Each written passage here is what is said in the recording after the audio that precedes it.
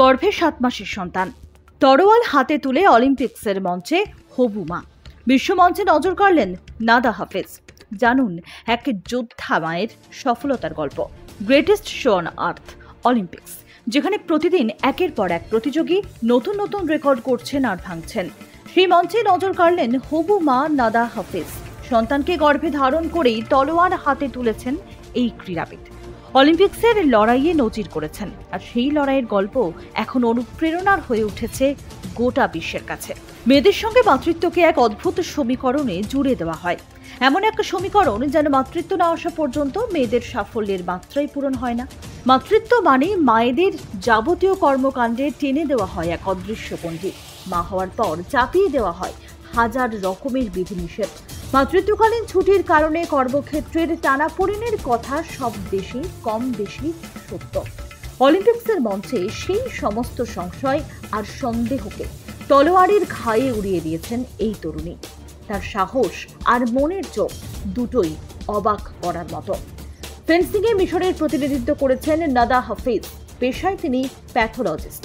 এর আগে Rio, Tokyo অলিম্পিক্সেও অংশ নিয়েছেন। তবে গত দুবারের মতো এবার তিনি একা লড়াই করেননি। প্যারিসে তার সঙ্গী ছিল গর্ভে থাকা 7 মাসের সন্তান। প্রথম ম্যাচে 7 নম্বরে থাকা যুক্তরাষ্ট্রের এলিজাবেথ তারতাকোভস্কিকে হারিয়ে দেন 41 র্যাঙ্কিংয়ে থাকা নাদা। পরে শেষ 16ই তিনি হেরে যান কোরিয়ার জন হাইওয়াংয়ের কাছে। মাত্র 2 ম্যাচ খেলে অলিম্পিক অভিযান শেষ করতে হয়েছে 26 বছরের এই তরুণীকে।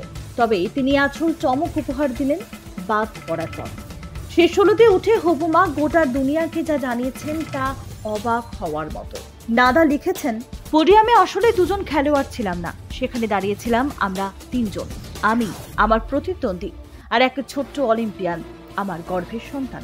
2016 সালে রিও অলিম্পিক, 2020 সালে টোকিও অলিম্পিকের পর তৃতীয়বার অলিম্পিকে অংশ নিয়েছিলেন নাদা। অলিম্পিককে পাখির চোখ করে দিনের পর দিন প্র্যাকটিসে ঘাম ঝরিয়েছেন তিনি। প্রথম ম্যাচে জয়ের পর নিজেকে আর ধরে রাখতে পারেননি, উদযাপনে মেতে উঠেছেন। বিদায়ের পর দর্শকদের দিকে আবেগময় ভঙ্গিতে হাত নাড়তেও দেখা যায় তাকে। তবে সেই অশ্রুর কারণ জানা যায় নাদার এই পোস্ট সামনে আসার পর। পদক জয়ের আশা থেমে গিয়েছে তার, তবে সন্তানকে সঙ্গে নিয়ে তার এই লড়াই তাকে এনে দিয়েছে এক অন্য স্বীকৃতি। নাদা হাফিজের সাহসিকতার প্রশংসা করছেন সকলে। এই লড়াইয়ে পাশে থাকার জন্য পরিবারকে ধন্যবাদ জানিয়েছেন নাদা হাফিজ। জানিয়েছেন নিজের দেশের নারীদের উজ্জীবিত করতেই নিজের কথা সামাজিক মাধ্যমে তিনি শেয়ার করেছেন। ব্যুরো রিপোর্ট, আজ বিকেল।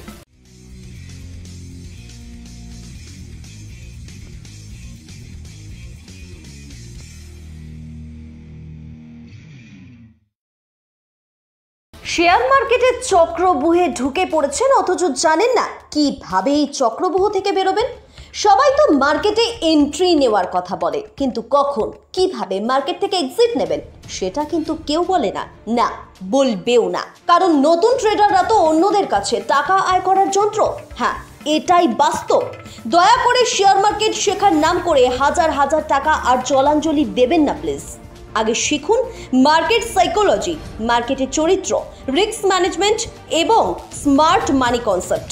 এই 4টে বিষয় শিখতে পারলেই শেয়ার মার্কেট থেকে ধারাবাহিকভাবে উপার্জন করা সম্ভব। হ্যাঁ, 100% সম্ভব। কিভাবে সম্ভব জানতে হলে আজই রেজিস্টার করুন মার্কেট সাইকোলজি ওয়েবিনারে। আর হ্যাঁ, মার্কেট সাইকোলজি জানা না থাকলে লস কিন্তু হবেই হবে, হতে বাধ্য।